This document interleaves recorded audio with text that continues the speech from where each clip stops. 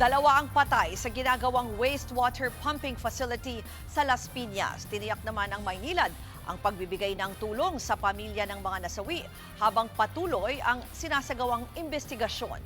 Narito ang expert report ni Brian Castillo. Agad na isinara ang bahagi ng kalsadang ito sa isang subdivision sa Barangay Pamplona 2 sa Las Piñas City. Ito'y matapos may ulat na gumuho umano ang bahagi ng hinuhukay na kalsada pasado 2:00 ng hapon nitong linggo. Kumalabog siya sa lakas ng nangyari. Tulog ako so bigla ako nagising kasi ang lakas ng tunog tapos umalog rin kanina talaga. As in, malakas. Batay sa inisyal na impormasyon mula sa mga otoridad, mayroong hukay sa lugar dahil sa ongoing na proyekto ng Maynilad. Malapit sa site, naabutan namin naghihintay si John Allen, nagpakilalang live-in partner ng isa sa mga trabahador. Kwento niya, operator ng jackhammer ang kanyang kinakasama. Nagtaka na lamang daw siya kagabi nang tila wala itong paramdam at hindi agad nakauwi sa kanila. Kinajackhammer nila yung gilid ng kala mo manhole, hindi ko alam, para bumagsak daw yan.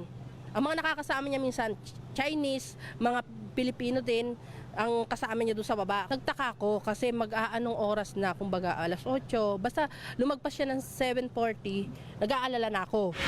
Makailang beses na rin daw niyang pinagsasabihan ang kanyang kinakasama na huwag na magtrabaho dito dahil delikado. Naghihintay din sa lugar ang tiyuhin ng trabahador na si Justin. Isa raw ang pamangkin niya sa mga hindi agad nailabas mula sa hukay. Paliwanag ng engineer kanina, na talamsikan siguro sa ulo dun sa lupang putik, nawalan daw ng malay. Kaya ang conclusion nila kanina, malabo na makasurvive. Bago mag 8:00 ng umaga, natagpuan na ang dalawang nawawala. Wala na silang buhay nang makuha ng mga rescuer.